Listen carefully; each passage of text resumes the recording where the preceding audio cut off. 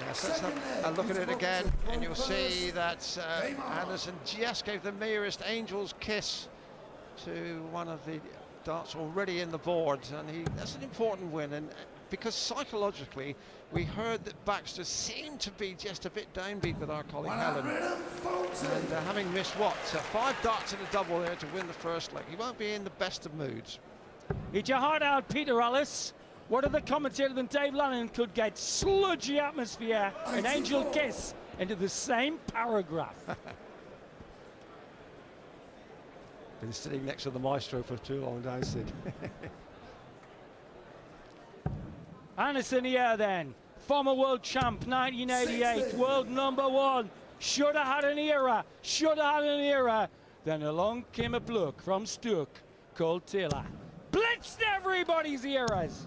100. Yes, it also has to be said with Bob Anderson that when he did reach the heights and become world champion, he then had a succession of injuries which really stunted his progress. He should have had more than one world title. There was an interesting point you made, Sid, when you said, look at his eyes. Because I remember when he won the world championship in 1998, 1988 rather, when you were doing the commentary and said, he's got it in his eyes. You can see the determination. He's going to win it, and win it he did. And what a lad he was those days. Children in Need around the same time.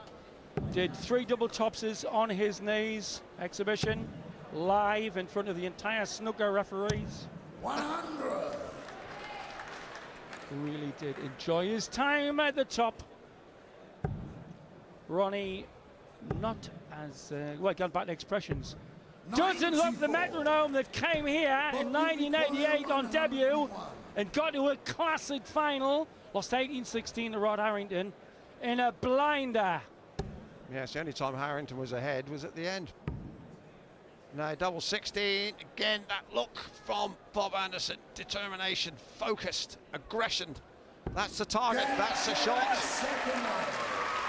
Well, we're bringing in the Western analogies. Looks like Wyatt Earp or Bill Hickok. And here's one for you Western fans. He's dishing out aces and eights. The dead man's hand at the moment to Baxter. 81. Yes, Anderson is in fact a student of the Wild West, the old Indian Wars. He says his favourite book is Bury My Heart at Wounded Knee, well known as an Indian classic. 60. Wounded Knee, of course, was where the massacre followed up for General Custer. There's the result so far. Painter had a narrow squeak against Adrian Gray, Wayne Mardle against Mark Dudbridge, and Sholton edging out Chris Mason. 10-180s there for Sholton. Coming up, some belters today. As Dave Clark said earlier, get the hobnobs, get a flask of coffee and plant yourself until midnight. Priestley Osborne, Manly Van Gerwen, it just gets better. The power against Newton. Then Lloyd Mervyn King, a daughter's delight of a day. 140. And looking ahead to tomorrow, Hamilton and McGowan, Adrian Lewis beaten James Wade, runner-up last year against Wayne Jones, Andy Jenkins against Mark Walsh, and in the evening, the Dutch master Van Barneveld is on stage against Dennis Ovens. Eric Bristow said to our colleague John Gwynn, one upon a time, you could write down 6 to 8 matches where you sense the winner. Not anymore. Not with this field. This is the most luxurious darts pasture ever. No lumpy, scruffy grass, pure clover, and lots of dandelions to munch up.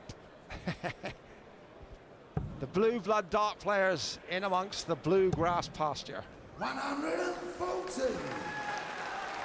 What do you require? 140. Surrounded by class here. Brissy on the commentary, Harrington commentating. Keith Della spotting with us.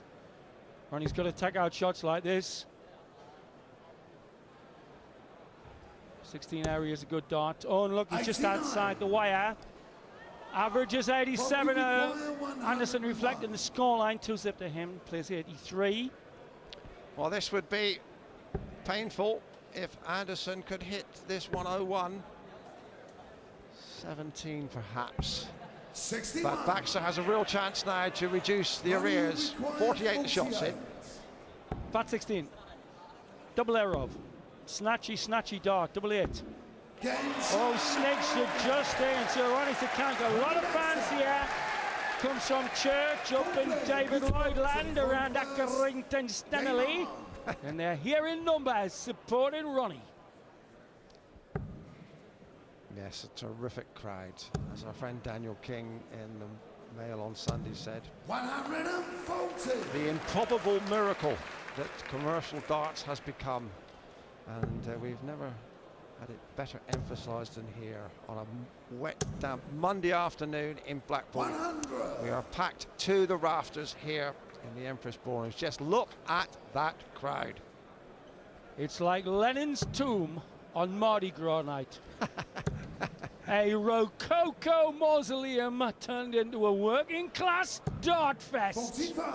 And we don't exaggerate. And it's only day 2. And they are watching here.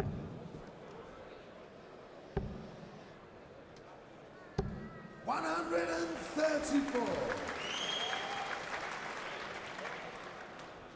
So Anderson trailing here, but leading 2-1 overall.